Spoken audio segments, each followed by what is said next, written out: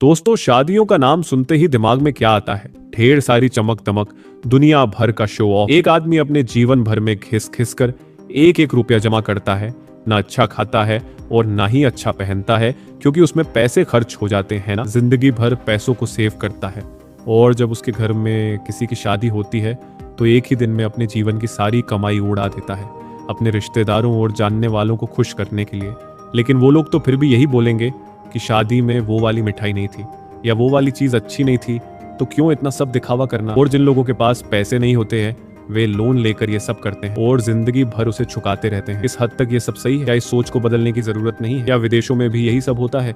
आइए इस चीज को गहराई से जानने की कोशिश करते हैं। नमस्कार दोस्तों, आज हम बात करेंगे इंडियन मैरिज सिस्टम पर। बड़े बड़े अमीरों को देखकर सामान्य लोग भी उन्हीं की तरह शादियों में अपने जीवन की सारी कमाई उड़ा देते हैं। ब्याज पर पैसा लेकर शादियां करते हैं, फिर उस ब्याज को चुकाते चुकाते उनकी स्थिति और भी खराब हो जाती है। दहेज प्रथा के चलते ढेर सारा दहेज दिया जाता है और अगर कोई दहेज नहीं देता है तो समाज उसे ताने देता है और इसी के साथ लड़की के ससुराल वाले भी उसे टॉर्चर करते हैं।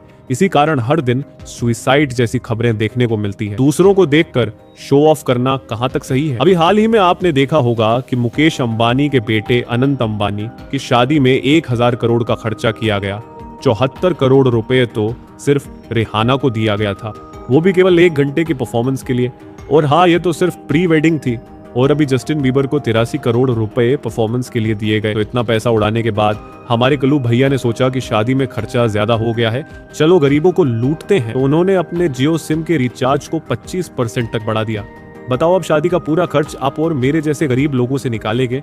इतना खर्चा करने की क्या जरूरत थी? हमारे कल्लू भैया भी किसी स्कैमर से कम नहीं है। पहले जियो के फोन फ्री में दिए ताकि लोग इनकी जियो की सिम का इस्तेमाल करना शुरू कर दें, और फिर इन्होंने अनलिमिटेड डेटा फ्री देकर लोगों को ज्यादा से ज्यादा डेटा खर्च करने की आदत लगवाकर अब रिचार्ज को इतना महंगा कर दिया। एक आम आदमी कैसे हर महीने इतना महंगा रिचार्ज करवा पाएगा? कहानी पर वापस आते हैं दोस्तों, विदेशों में शादी का क्या सिस्टम होता है, चलिए जानते हैं। अमेरिका, जापान जैसे बड़े बड़े देश की अगर बात करें तो वहां पर शादी में ज्यादा लोग इकट्ठा नहीं होते हैं, बस कुछ फैमिली मेंबर्स ही शादी में आते हैं, जिसमें ज्यादा से ज्यादा 20 से 25 लोग ही होते हैं और कानूनी तरीके से शादी होती है और लोग खाना खाकर चले जाते हैं। वहां पर लव मैरिज होती है, जिसमें एक लड़का और लड़की अपने पार्टनर को खुद ही चुनते हैं। बात करें love marriage and arrange marriage की, तो इंडिया में लव मैरिज का नाम लेते ही मानो कोई बहुत बड़ा जुर्म कर दिया हो, और अगर ये कोई अदर कास्ट में हो तब तो और भी बड़ा बवाल मच जाता है। कपल्स के दोनों तरफ से उनके परिवार वालों का इतना दबाव होता है कि कई बार ये मारने मरने तक पहुंच जाते हैं।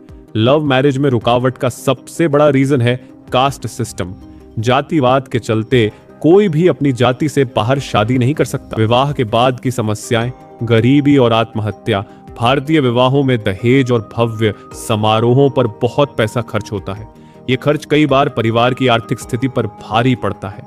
खासकर मध्यम वर्गीय और गरीब परिवारों में यह खर्च उन्हें कर्ज में डुबा देता है, जिससे उनकी आर्थिक स्थिति और भी खराब हो जाती है। दहेज के कारण माता पिता को कर्ज लेना पड़ता है, जिसे चुकाने में सालों लग जाते हैं। विवाह समारोहों के बड़े खर्चों के कारण परिवार की बचत खत्म हो जाती है, जिससे भविष्य में आर्थिक समस्याएं बढ़ जाती हैं। दहेज और आर्थिक बोझ के कारण मानसिक तनाव और पारिवारिक विवाद भी बढ़ते हैं, जिससे कई बार आत्महत्या जैसी घटनाएं होती हैं। खासकर महिलाएं दहेज उत्पीड़न और घरेलू हिंसा का शिकार होती हैं, जिससे उनकी मानसिक स्थिति खराब हो जाती है। दहेज के लिए प्रताड़ित महिलाओं की आत्महत्या की घटनाएं आम हैं। आर्थिक संकट और कर्ज के बोझ के कारण पुरुष भी आत्महत्या करने को मजबूर हो जाते हैं। विवाह के बाद घरेलू हिंसा की घटनाएं भी बढ़ती हैं। पति पत्नी के बीच समझौते और आपसी तालमेल की कमी के कारण विवाद होते हैं, जो कई बार हिंसा का रूप ले लेते हैं। इन सब समस्याओं का क्या सोल्यूशन हो सकता है,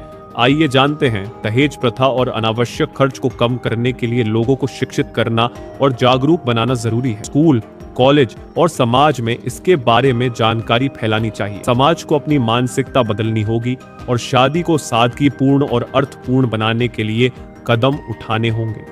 शादी के लिए एक निश्चित बजट तय करें और उसी के अनुसार खर्च करें। बजट से बाहर जाने से बचें और हर खर्च का हिसाब रखें।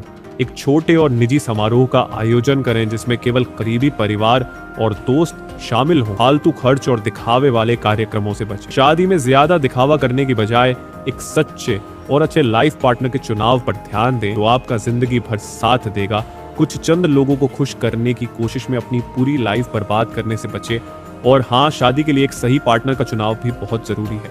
गलत पार्टनर आपकी लाइफ बर्बाद भी कर सकता है। इस वीडियो को ज्यादा से ज्यादा लोगों तक शेयर कर दो ताकि लोगों की आंखें खुल सके और वो अपनी जिंदगी में इतनी बड़ी गलती करने से बच सके। धन्यवाद।